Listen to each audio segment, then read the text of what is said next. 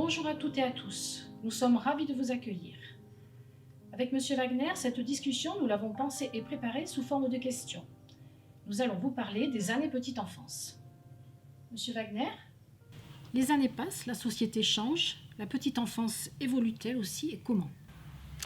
Eh bien, bonjour à toutes et à tous. Merci pour votre question qui, aux apparences simples, invite pourtant à une pensée complexe que l'on va développer de façon non pas simpliste mais synthétique. Alors, il est vrai que les observations qui sont réalisées sur le terrain, dans les crèches, notamment dans les nombreuses crèches où je travaille, mais également dans les témoignages qui sont recueillis, je dirais, à droite à gauche, et dans les propos entendus dans les colloques, convergent tous vers un constat, c'est un changement de comportement des enfants, où l'on peut observer effectivement une plus grande agitation et excitation, voire agressivité, avec une difficulté face évidemment au non et à la frustration. Ce constat d'ailleurs s'impose également auprès des parents qui font, alors pas de tous les parents bien entendu, mais qui font preuve bien souvent aussi d'exigence et d'impatience vis-à-vis des professionnels lorsqu'ils se rencontrent. En ce qui me concerne, je retiendrai le terme de désynchronisation. De désynchronisation entre justement ces parents et ces enfants face aux exigences sociales et professionnelles qui sont de plus en plus denses, aujourd'hui le télétravail, et cette rencontre entre un temps court qui rythme la vie des adultes et des parents, et un temps long qui devrait rythmer la vie de l'enfant, et donc il vient quelque part fragiliser les liens. Pardon. Alors, pour mieux saisir ce temps présent, je vous propose tout simplement un petit bond en arrière, pas très très loin non plus, ne vous inquiétez pas, mais on va repartir un peu dans les années 80 pour arriver progressivement jusqu'au temps présent, afin justement de contextualiser cet échange, ce propos que nous avons, et de ne pas faire que ce que nous disons pourrait devenir un symptôme. On a pu observer, à partir des années 70, 75 et 80, des changements notables, des changements sociétaux, dont je ferai la liste très rapidement. Tout d'abord, des changements de l'organisation du travail. Dans les années 70, c'est le droit des femmes qui va s'ouvrir et qui va permettre justement de faciliter l'accès du travail et par là même modifier l'organisation familiale. Par ailleurs, petit à petit, la mondialisation va gagner du terrain, les pays vont être dépendants les uns des autres, les exigences professionnelles vont être très fortes, et la mécanisation va entraîner aussi un rythme particulier qui va faire que progressivement, le travail n'aura plus cette dimension carriériste, mais on va tendre vers des CDD, on va observer un taux de chômage qui va aller croissant, également une précarité des contrats et une flexibilité qui ne sera pas sans conséquence justement sur la suite de nos propos. En marge de cela, ou en même temps, on observe également une modification de l'organisation familiale avec là aussi une augmentation des divorces. La famille va changer d'aspect, les familles recomposées vont croître, et également les familles monoparentales qui vont elles aussi être présentes dans les différents lieux d'accueil des petits-enfants. Deux nouveaux référentiels importants aussi durant ces années. D'une part, une organisation des liens qui va se faire autour d'un concept qui est la consommation. Alors la consommation, qu'en est-il ? Eh bien, progressivement, on pourrait dire presque poétiquement, si j'ose dire, que l'avoir va l'emporter sur l'être. L'illusion est que posséder va ouvrir le champ des possibles, ce qui est une illusion, et on va observer également un changement de paradigme puisque le désir d'indépendance qui était très présent à partir des années 70 va progressivement muer en un désir de dépendance. Et avec ce désir de dépendance, eh bien, on évince de ce côté-là justement tout ce qui est attente, frustration et le manque. C'est le temps des hyperliens, alors certains vont parler de société addictogène, ce temps où l'on va être relié en permanence par les smartphones, par Internet, par les réseaux sociaux, etc. etc. une densité des liens qui n'empêche pas d'ailleurs le sentiment profond de solitude. Et enfin, d'une autre façon, le vivre en illimité. Les forfaits aujourd'hui sont illimités, ce qui pourrait s'apparenter presque à une volonté fantasmatique d'éternité. Par ailleurs, la temporalité, alors c'est la chronologique, va aussi prendre une autre allure. C'est l'immédiateté qui va s'imposer progressivement. On ne veut plus apprendre aujourd'hui, mais on veut savoir. Et cette immédiateté va progressivement rythmer la vie de ce quotidien. Tout se fait en vite fait, d'ailleurs, les adolescents disent toujours vite fait. Une compression du temps, vite fait. Et enfin, pour terminer, la notion justement avec ces réseaux sociaux, cette notion d'intimité et de transparence va progressivement, j'ai envie de dire, s'effilocher. Et je citerai par exemple Michel Soulet, psychanalyste de renom et pionnier de psychiatrie néonatale, qui, lors d'une visite à l'hôpital, commence sa visite avec l'échographe qui suivait, et puis un étudiant en médecine lui demande « Excusez-moi, mais qu'allons-nous faire avec cet instrument ?» Et Michel Soulet arrête tout le monde en disant « Eh bien, nous allons procéder à une IVF, une interruption volontaire de fantasme. » Alors, cela a fait rire tout le monde, mais il est évident qu'il ne s'agit pas de régresser, de se dire qu'attention, pas d'échographie, non, bien au contraire, ça a progressé, ça a limité des maladies, etc., etc. Donc c'est un vrai progrès. Mais par contre, il faut aussi retenir que voilà, c'était l'intimité du ventre maternel était là. Devenait transparent, ce ventre devenait transparent, et l'enfant imaginaire et la rêverie étaient quelque peu questionnés. Précisément, concernant la petite enfance, qu'en est-il, Monsieur Wagner ? Alors, pour faire un peu maintenant le focus sur les petites enfances, et c'est quand même le terme qui nous réunit, je retiendrai 3 éléments. Tout d'abord, un changement de statut de l'enfant. Ensuite, l'arrivée dans les années 80-85 du concept de parentalité, et enfin, la place de l'autorité dans les échanges entre les parents et les enfants. Alors, cette réflexion, elle a été réalisée évidemment à partir de mes observations, comme je l'ai dit tout à l'heure, à partir des lectures. Je me suis aussi inspiré de Daniel Marcelli, qui est un psychanalyste que j'apprécie par ailleurs, et qui a aussi beaucoup éclairé ma pensée dans ce sens-là. Alors, pour être schématique, avant, on va dire, les années 80, l'enfant était un nourrisson. Nourrisson, ça veut dire qu'on le nourrissait. On ne se souciait pas beaucoup de sa vie psychique à ce moment-là. On lui proposait une éducation qui était assez formatée, qui était commune. Et à ce moment-là, l'autorité qu'il faisait s'appelait non pas la parentalité, mais la parenté, c'est-à-dire que celui qui était avant faisait autorité sur celui qui arrivait. C'est-à-dire le père faisait autorité sur l'enfant ou la mère.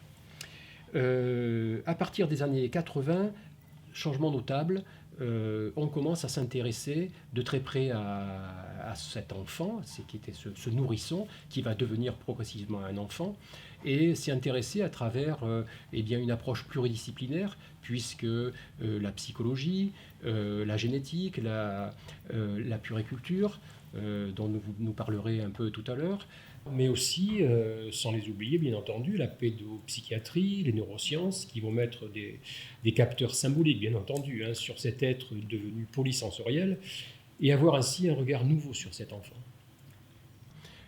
En même temps, on observe une professionnalisation de la petite enfance. Les colloques pullulent, les publications abondent. Ça y est, le bébé a des compétences. On pourrait dire que c'est le début d'un récit populaire qui va progressivement s'intensifier vers de plus en plus de certitudes. Ce décorum va entraîner précisément un changement radical de posture. Comme je le disais tout à l'heure, le nourrisson devient à ce moment-là un bébé, deviendra aussi un sujet et également un individu, en oubliant peut-être que ce concept d'individu est une conquête. C'est du temps qui passe, c'est la rencontre avec la culture, c'est la rencontre avec l'altérité, et il me semble que les enfants aussi jeunes n'en sont pas encore à ce stade, si j'osais le dire ainsi. Les conséquences de cela, c'est qu'il va y avoir à ce moment-là une forte sollicitation du côté des parents, qui ne sont peut-être pas d'ailleurs tout à fait préparés à ces changements face aux nouvelles compétences de l'enfant. On va observer aussi une éducation qui va se privatiser. Tout à l'heure, on parlait d'une éducation commune. L'éducation va petit à petit se privatiser et l'apparition du concept de parentalité va mettre en avant la subjectivité de l'enfant d'une part, la subjectivité des parents de l'autre, ce qui on va parler de relations intersubjectives, et les capacités d'adaptation des parents à faire face précisément aux compétences de l'enfant. À ce moment-là, donc, comme je le disais, c'est un changement important. Le bébé est une personne, le bébé fait autorité, et le bébé, progressivement, va se retrouver au centre de la famille. J'aime dire que le bébé, à ce moment-là, devient une fabrique de parents. Dans ce contexte, le nouveau projet pour l'enfant va contenir un enjeu, et pas des moindres. Que cet enfant soit singulier. Alors, une illustration se trouve par exemple dans le choix de prénoms, des prénoms fabrication maison, et toujours plus originaux, il faut bien l'avouer, mais aussi que cet enfant soit performant. Alors là, c'est qu'il soit à la hauteur des ambitions des parents, mais peut-être aussi un petit peu de leur narcissisme. Et enfin, qu'il soit satisfait, c'est-à-dire que ça se passe dans une éducation sans frustration, je dirais sucrée. Et au début, certainement un petit peu goûteuse, mais potentiellement indigeste, il faut bien le reconnaître. Mais voilà, le problème avec cela, c'est jamais sans conséquence, c'est que ce nouveau tissage de liens et ce discours ambiant va contraindre le parent à comprendre son enfant, à le stimuler correctement, et ce sont des injonctions qui sont complexes, mais qui ne sont pas innées. Et avec cela, ce que l'on va pouvoir observer, pour certains parents, pas tous, je vous rassure, ce sont des comportements que l'on pourrait appeler des faux selfs parentaux, où l'on va avoir des parents qui vont avoir presque peur de leur enfant, peur de ne pas réussir, surtout auprès de leur enfant, des parents qui vont avoir peur de ne pas être aimés de leur enfant, et une forte altération de la place du désir, qui va se réduire à la notion de besoin. Et c'est à ce moment-là, précisément, quand j'évoquais tout à l'heure l'autorité, que la séduction va remplacer progressivement l'autorité. Et ce sont des ressentis qui vont précisément me donner un peu cette notion qu'on va observer de plus en plus des sortes de délégations éducatives, et alors délégation entendue notamment lors de retrouvailles le soir, au multi-accueil, à travers la question qu'est-ce qu'il a fait, de quoi s'est-il rempli, dans une sorte d'attente rassurante, où on va, en plus de confier son enfant à d'autres adultes, on va leur demander implicitement de participer à leur éducation. Enfin, dernier point, et pas des moindres, le rapport à ce moment-là à soi va être supérieur, va prendre la place, va détrôner le rapport à l'autre. Or, le rapport à l'autre, c'est quand même l'altérité, c'est quand même la reconnaissance de l'autre et de soi, et c'est donc la socialisation. Vous avez parlé du statut de l'enfant, de la parentalité. Qu'en est-il de l'autorité, de la frustration? Pouvez-vous nous en dire quelques mots? Alors, merci pour cette question, et j'en profite justement pour apporter un éclairage sur ces termes qui sont peut-être a priori effrayants, mais qui sont tout sauf ça. En effet, j'ai tendance à dire que l'autorité et les interdits parentaux vont peut-être générer une frustration en première intention, un agacement, mais j'aime dire aussi que ce sont des véritables cadeaux de bienveillance et d'amour que l'on peut adresser à son enfant afin justement de le contenir dans sa vie pulsionnelle et que cet enfant puisse être libre. C'est une condition à sa liberté, c'est un appareillage à la socialisation, c'est un étayage indispensable. Ceci d'ailleurs, pour confirmer cela, me fait dire que ce sont des véritables billets pour en aller vers l'autonomie, en aller vers lui et vers l'autre. Alors, l'autorité, de quoi s'agit-il? Eh bien, évidemment, de suite, on va débroussailler le terrain en ne confondant pas autorité et autoritarisme. L'autorité, dans le sens où je l'entends, c'est une relation qui est asymétrique, certes, mais qui, justement, évite toute confusion entre l'adulte et l'enfant. Chacun est à sa place, l'altérité est présente, l'intégrité de l'enfant est conservée et l'enfant n'est pas dans une posture de soumission devant l'adulte, mais plus dans un mouvement, malgré ses agacements, d'envie et d'identification. Et ça, je pense que c'est une part essentielle de l'autorité. C'est donc une sorte de transmission sans violence. La fonction de l'autorité est de transformer l'expérience psychique chaotique de l'enfant au début de sa vie et de l'organiser progressivement pour trouver un petit peu plus d'apaisement dans son quotidien. Les interdits, eux, évidemment, c'est un terme qui est proche de l'autorité. On parle des interdits parentaux et on va dire que l'enfant va hériter des interdits parentaux. Alors là aussi, ces interdits sont adressés à la vie pulsionnelle de l'enfant. Ces interdits vont lui permettre de produire une pensée symbolique où il va pouvoir renoncer à ses envies de toute puissance, à ses envies d'être satisfait en permanence et immédiatement. Et on le dit très joliment, les interdits viennent contrecarrer le projet incestueux de l'enfant.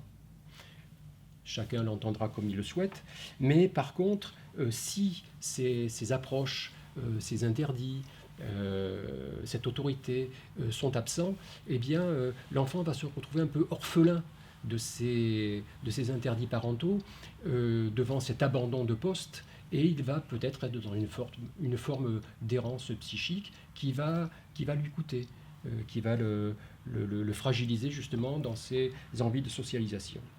Quant à la frustration, c'est vrai qu'elle a droit de citer, et c'est un terme que l'on entend beaucoup, c'est vrai que c'est un ressenti qui va être peut-être désagréable, mais dans la mesure où elle va être adressée, elle va venir contenir l'enfant, elle va l'aider à structurer sa pensée, peut-être dans cet agacement qu'il va ressentir, ou il va peut-être claquer la porte, partir, il va pouvoir faire appel à une pensée imaginaire. C'est pour ça que j'aime rappeler que aimer son enfant n'est pas être aimé par son enfant. Et aimer son enfant va contenir ces interdits. Maintenant, si on surstimule un enfant d'un côté et que les interdits sont absents de l'autre, on va se retrouver avec des enfants qui vont être performants, ça c'est évident, sur un plan intellectuel, ils vont même nous surprendre, mais par contre ils vont se retrouver dans une dépendance affective intense et forte qui va là aussi peut-être les fragiliser, pas dans l'instant, mais à moyen ou à long terme. Alors j'ai envie de dire, faisons-leur le cadeau du non, ayons une approche modeste, humble, évitons ce que l'on appelle l'adultomorphisme, en faisant en sorte qu'ils pensent à partir de nos pensées à nous. Et pour citer M. Daniel Marcelli, que je citais tout à l'heure, il rappelait que tout excès fabrique des toxines. Là, je pense que l'excès de cet enfant que l'on va prématurément faire un individu, les excès de stimuli, etc., vont générer parfois des comportements soit d'inhibition, soit d'excitation, ce que nous évoquions tout à l'heure. Et d'ailleurs, l'excès qui fabrique des toxines est valable bien au-delà, évidemment, du lien dans la petite enfance. Alors voilà, si je voulais conceptualiser ce propos, une fois de plus, j'espère que vous l'avez bien compris, c'était pour éviter de faire le focus sur des parents qui n'y arriveraient pas, mais c'était pour les replacer, et nous replacer tous dans cette ambiance sociétale dans laquelle il n'est pas évident de vivre. Je ne résiste pas au plaisir d'ailleurs de citer là François Dolto qui disait à propos du lien à l'enfant, il faut dire non, il faut faire non. Mais à mon tour maintenant, Madame Sabaté, de vous poser une question, j'ai beaucoup parlé. Est-ce que toutes ces considérations théoriques, ces observations qui ont été réalisées sur le terrain, cette délégation éducative dont je parlais précédemment, est-ce que tout ceci se retrouve, par exemple, à la crèche ?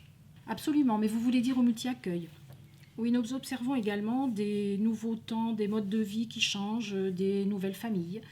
Le temps de travail également, avec des horaires décalés, maintenant la présence du télétravail.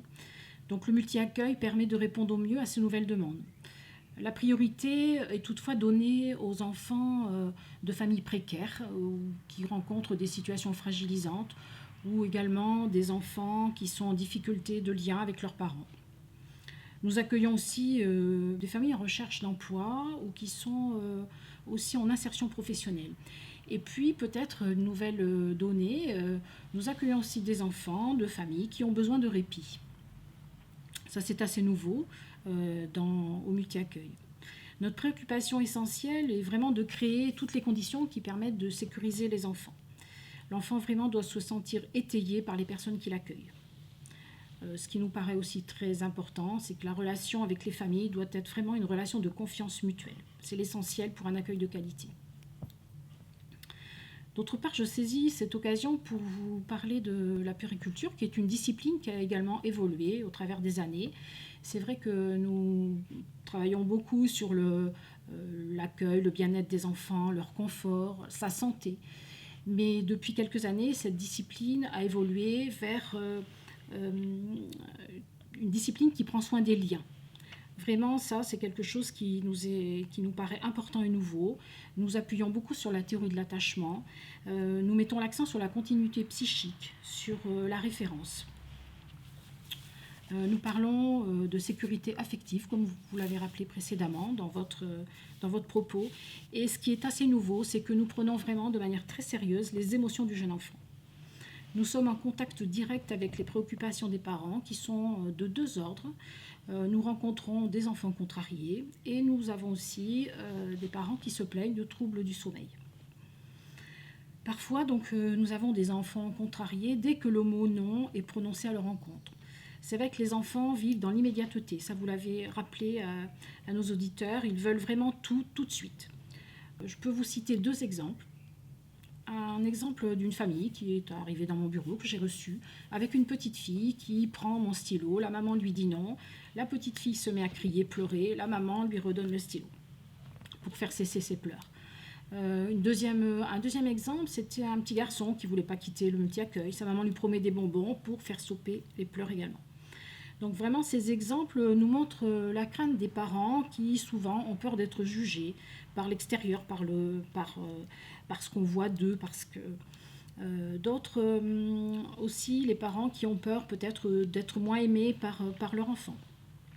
Alors pour rassurer les familles, ce sont des situations isolées mais bien réelles que nous rencontrons et qui ne représentent pas forcément la majorité des enfants non plus. Pour l'anecdote, qui n'a jamais rencontré un enfant dans un caddie de supermarché en train de pleurer, de crier, un parent démuni qui finalement lui donne son paquet de gâteaux pour faire cesser ses pleurs. Lors de mes entretiens aussi, je rencontre souvent des parents qui nous parlent de difficultés, d'endormissement, de troubles du sommeil. Donc chaque famille a sa technique pour endormir son enfant. Nous avons vu apparaître des nouvelles boîtes à musique avec des bruits de sèche-cheveux par exemple, qui devient un bruit rassurant, les bruits du ruisseau, bien loin des comptines classiques d'il y a quelques années. Nous avons aussi quelques demandes, des demandes de parents pour caler le temps de repos de leur enfant sur leur propre rythme, comme le réveiller de la sieste pour que l'enfant s'endorme plus tôt le soir. Aussi des demandes des parents qui sont souvent liées à des exigences qui les contraignent.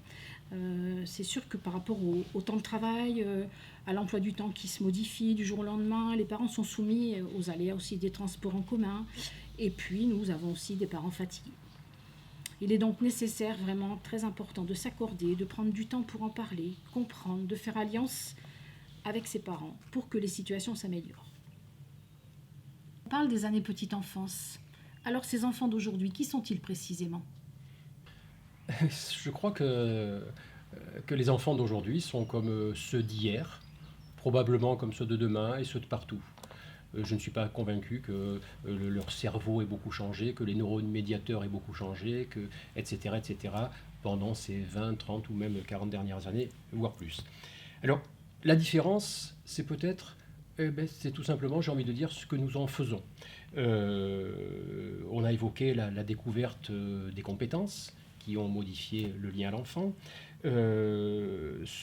les liens aussi qui sont teintés de nos rythmes de vie d'adultes et où les enfants sont parfois épinglés sur le frigidaire dans l'emploi du temps des parents et donc des adultes, et l'enfant va devoir suivre ce rythme. Alors, non pas que les parents soient malfaisants, mais c'est qu'eux-mêmes ont des contraintes qu'il devient compliqué justement de pouvoir satisfaire tout le monde.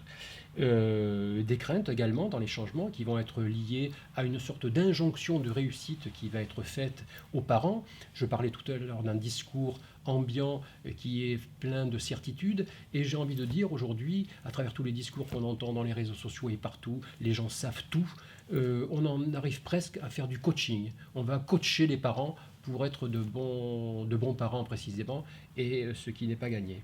Alors ça nous amène à rapidement, là aussi, une notion où l'on va, même c'est entendu parfois dans les maternités, où l'on va penser, rassurer les parents en leur disant que vous inquiétez pas, l'instinct parental est là, ce qui est à mon avis une aberration des temps modernes, car pas d'instinct non, mais probablement une intuition. L'instinct, c'est peut-être justement un hypothétique savoir rassurant, mais pas plus. Car à la maternité, effectivement, on vient d'avoir un enfant, mais cet enfant, c'est une rencontre qui va se faire chaque jour, chaque seconde, et ce temps-là, c'est être mère ou être père, ce qui est quand même considérablement différent. Mais sans l'intervention des adultes, qui sont-ils au fond ? Eh bien, je crois que si nous n'étions pas là, on pourrait dire que ce sont des êtres en construction, ce sont des aventuriers, des découvreurs d'eux-mêmes et des autres. Alors, si j'osais, je citerais Nietzsche qui disait « deviens ce que tu es ». Il entendait par là que nous sommes des ébauches de nous-mêmes et que l'altérité et le temps va faire qu'on va aller à la rencontre de nous-mêmes. Et cette réflexion de Nietzsche amène à cette autre réflexion qui dit que l'enfant part à la rencontre des liens avant de partir à la conquête du monde. Et tout ceci nous amène, puisque les liens sont mis en évidence, et c'est qui réfère justement à un temps long, aux théories qui aujourd'hui abondent, et notamment la théorie de l'attachement. Alors je le rappelle, cette théorie de l'attachement qui a un abord très accessible, très pédagogique, avec ce fameux porte-avions qui symbolise la mère rassurante, l'enfant peut partir et revenir.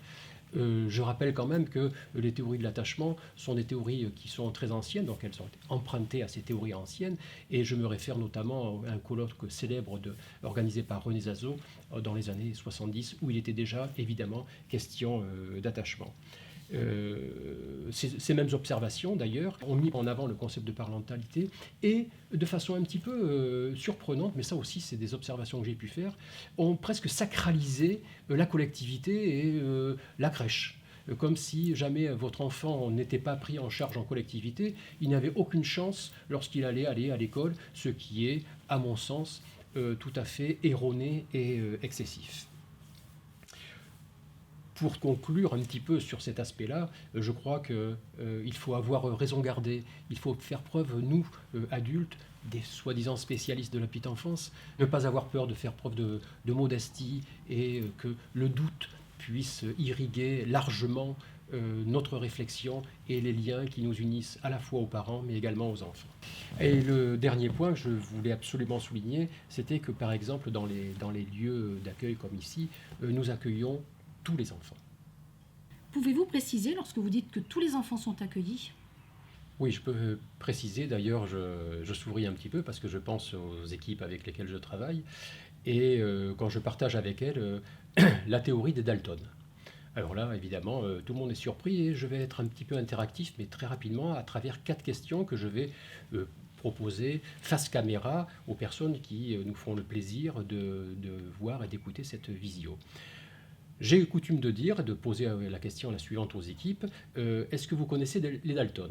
Donc tout le monde, et vous chez vous sûrement, vous dites oui, il n'y a pas de souci, nous on connaît les Dalton.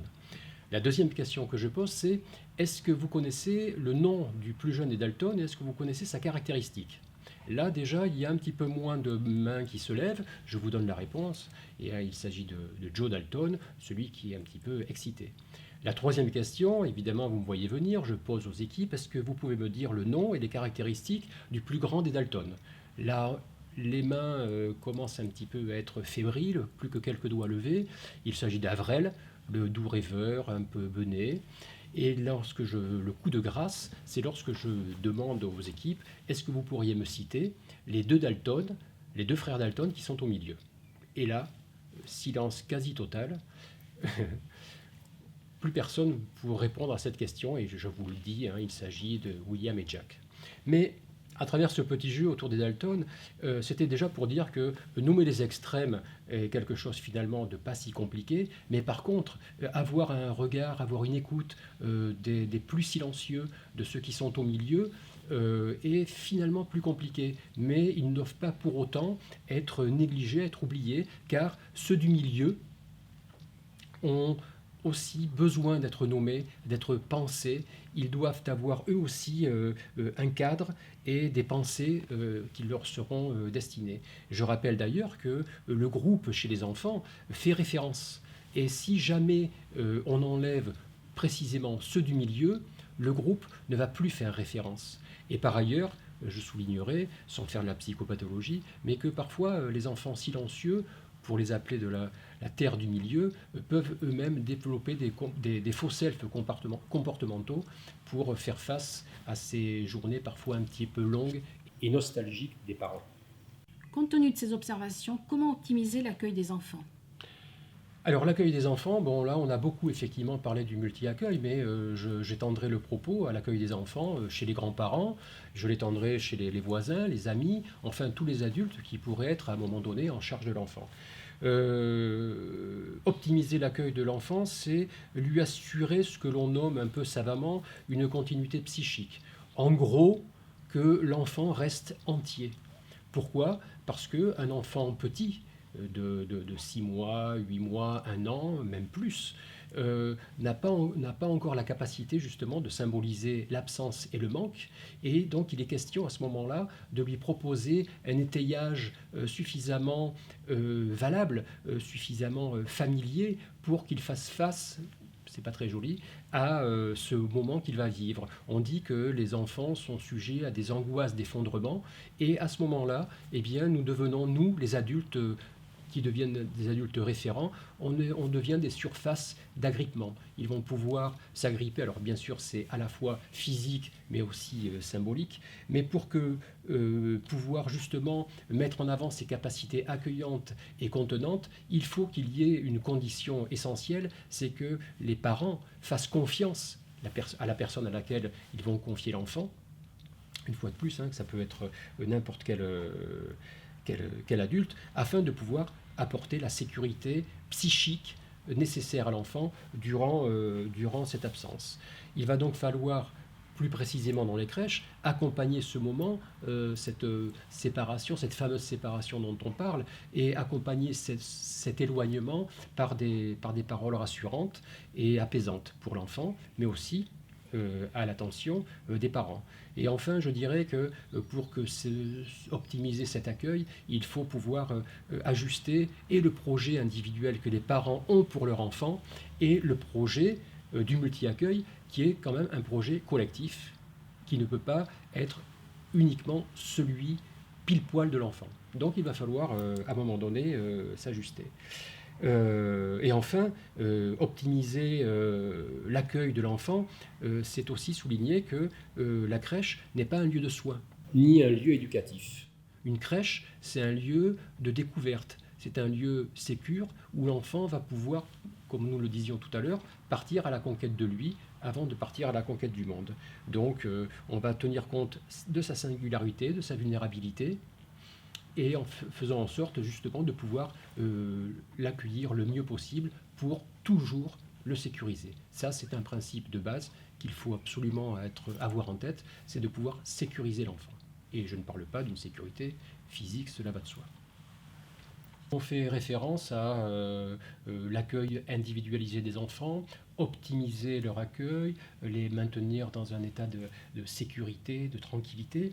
Est-ce que vous pouvez nous donner quelques exemples, là aussi, de terrain un peu pratiques sur cet accueil individualisé ? Oui, nous prenons en compte la singularité du moment de l'enfant et de son parent, ainsi que le rythme de chacun. Par exemple, il est noté dans le règlement de fonctionnement de ne pas arriver au moment du repas. Mais si à un moment donné, le parent est retardé et l'enfant arrive au milieu du repas, il est accueilli malgré tout. La situation est gérée sans stress ni reproche. Bien évidemment, cela reste à la marge, mais à toute situation exceptionnelle, comme je dis aux équipes, réponse exceptionnelle.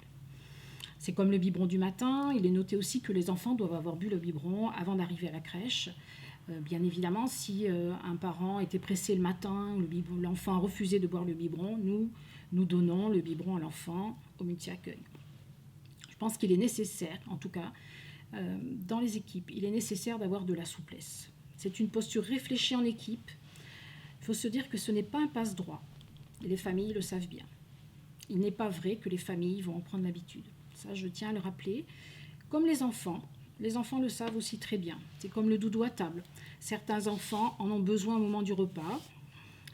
Certains enfants, d'autres le posent dans leur lit. Eh bien, l'enfant qui en a besoin garde le doudou à table. Les enfants sont très sensibles aux émotions des autres, des leurs, et comprennent très bien l'insécurité d'un des leurs. Ce n'est pas pour autant que tous les enfants vont garder le doudou à table.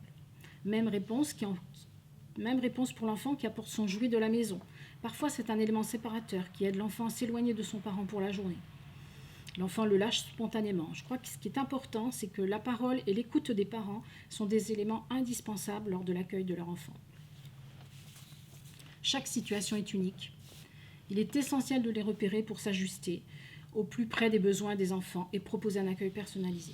Parmi les nombreux thèmes que nous avons eu la possibilité et le plaisir d'ailleurs de partager au cours de cette discussion, des thèmes variés sur la continuité psychique, quelques mots sur le sommeil et autres, et l'accueil individualisé, il me semble que le jouer dehors est un moment qui vous tient particulièrement à cœur. Est-ce que vous pourriez nous préciser un petit peu cet intérêt que vous avez pour le jouer dehors ? Oui, vraiment. L'enfant est un explorateur, comme vous l'avez décrit. C'est un être curieux, surprenant, créatif. Offrons-lui la possibilité de faire des expériences sensorielles et motrices dans le jardin, ici, au multi-accueil, mais pas que, dans le jardin des parents, des grands-parents, dans l'heure de promenade en famille. Par exemple, toucher l'herbe, tout simplement, la ramasser, y marcher, toucher la terre, jouer au sable, ramasser des feuilles. Vraiment, l'extérieur, la nature est une source d'inspiration pour les enfants. L'enfant transforme la nature au gré de son imaginaire. Comme par exemple, une pousse de bambou devient un pinceau, un caillou devient un véhicule, les enfants ramassent des escargots, les enfants ramassent des pâquerettes, les offrent à leurs parents le soir. Autant de trésors que les enfants ramassent et touchent, entassent, partagent. Également, ils ont la possibilité de jardiner. Je pense que dans les familles aussi, les enfants peuvent jardiner avec leurs parents. Je tiens à préciser que cette liberté offerte aux enfants est organisée et structurée aussi pour l'enfant. Le deuxième point, qui me paraît essentiel aussi, c'est la motricité libre. Ne limitons pas ces expériences par des interdits qui n'ont pas de sens pour lui. Je vais citer un exemple. Laissez-leur monter le toboggan dans les deux sens. Monter et descendre un escalier de façon répétitive. Se cacher sous la table du salon. Pourquoi pas monter sur la table du salon ? L'enfant est programmé pour escalader, nous dit Héloïse Junier, psychologue en crèche et formatrice, même si ça énerve le parent ou le professionnel. Mais sous le regard de l'adulte, l'enfant prend peu à peu conscience de ses limites. Il élabore sa pensée, il acquiert de l'assurance, de la confiance, il apprend à être attentif à ce qu'il fait et à être heureux. Il est important d'accompagner ses réussites dans ces nouvelles expériences et de s'en émerveiller. Faites confiance aux enfants, faites confiance à vos enfants. Laissons-lui sa liberté de mouvement. Escalader, grimper, courir, marcher, c'est une prise de risque. Comme le rappelle Sylviane Jean-Pinot, psychologue et psychanalyste, veiller sur la sécurité d'un enfant n'est pas lui inculquer la peur ou l'interdit de faire. C'est l'aider à apprécier les dangers. Ce n'est pas sur un sol rembourré que cela s'apprend. Et pour conclure, M. Wagner ? J'ai envie de dire deux choses très rapides. Que les années petite enfance nous apprennent une première chose, c'est que nous, les adultes, nous devons faire preuve de beaucoup d'humilité, de doute et d'incertitude. Leur faire le cadeau de nos incertitudes et ne pas avoir peur même d'utiliser le terme de défaillance, car c'est précisément dans nos défaillances que l'enfant va prendre place, qu'il va grandir, qu'il va se mettre à penser, et c'est dans cet interstice-là, et non pas dans nos certitudes, que l'enfant va pouvoir exister en tant qu'être singulier et individué pour devenir plus tard un individu. Et pour mémoire, là, je citerai Winnicott qui disait que la mère suffisamment bonne est une mère suffisamment défaillante. Alors, ainsi, que l'on respecte autant leurs évidentes compétences, mais aussi leur immaturité qui suggère, elle, le temps long, c'est-à-dire le temps long, celui de l'enfant. Et peut-être, en conclusion aussi, dans cette autre partie, c'est de préciser que l'enfant est un être en construction, nous l'avons dit, et donc il doit être aimé à devenir. Et là, dans ce terme-là, est contenue précisément cette notion de séparation et d'éloignement. Alors c'est vrai que peut-être que je vais un peu offusquer certaines personnes, mais dans les idéologies du lien, mais un enfant n'a pas toujours besoin de sa mère, de sa maman ou de son père. Par contre, un enfant a toujours besoin d'être en sécurité. J'ai un enfant, mais je ne le possède pas. Et ceci m'amène à conclure vraiment cette fois-ci pour vous dire, alors peut-être que ça va vous renvoyer, le public, à une émission de télé. Et pourtant, c'est un proverbe chinois qui accompagne aussi beaucoup mes pensées depuis que je travaille en petite enfance. On offre deux choses à ses enfants essentielles, des racines et des ailes. Je vous remercie.